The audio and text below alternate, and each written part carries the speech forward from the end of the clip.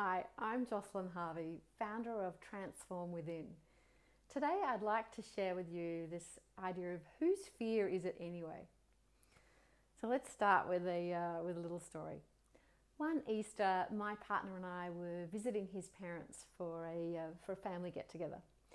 And next door to them lived a family with two young boys. And one day, the youngest boy decided to climb as high as he could up a very tall liquid amber tree in their backyard. The little guy climbed right up to the top, right where the branches start to thin out, which is something I loved to do when I was a kid as well. Now, I don't remember exactly who noticed him up there, or maybe whether he called out to his brother below. But at some point, his father came out of his workshop and noticed the little guy up the tree, and his brother at the bottom, looking up at him. And his father said something like, how'd you get up there and come down straight away? He resisted at first, and then he started making his way back down. But before he got very far, his mother, who was an anxious and nervous woman, she came out of the kitchen and looked up to see her young son up the tree. And she was overcome with fear and panic, and she started yelling at him to come down. And she burst into tears. Now, of course, the state of their mother's distress made both the little boys upset, and the little boy up the tree became paralyzed with fear, and he was stuck. He literally couldn't move, which only exacerbated the mother's fear, and she became more panicked. So eventually, my partner's brother ended up having to climb up the tree to help the little boy down, but he had a death grip on the tree when he first got to him. And it took a lot of coaxing for him to come down. It ended up being a traumatic experience, for the whole family, but especially the little boy who'd climbed the tree and his mother. And the little boy's nervous system will remember all of it.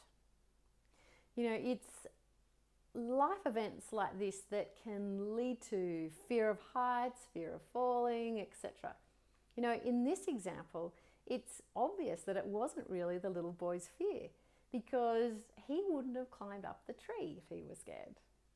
It was his mother's fear. But due to her strong reaction, he was imprinted with her fear too.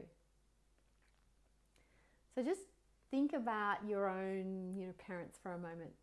Were they anxious, or did they ever seem panicked? Did you pick up any irrational fears from them that make you feel anxious today? I'll give you a personal example.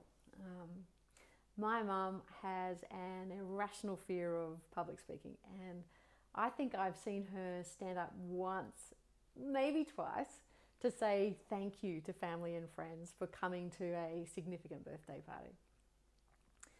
My dad, on the other hand, he quite likes giving speeches, and he's generally quite good at them as well. And I have this very strange mixture of both, where I feel anxious to the point of feeling nauseous before doing a speech, sometimes even for days before. I feel uncomfortable for the first few minutes, and then I relax and enjoy it. And yes, I do get nervous before I do every one of these videos, but I know that this is really my mother's fear and not mine. And as soon as I remind myself of that, the anxiety lessens.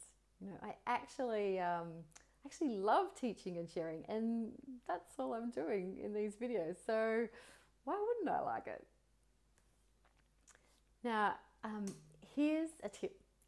If you know that you get anxious or fearful, probably due to family conditioning, tell yourself that it's not yours and hand it back.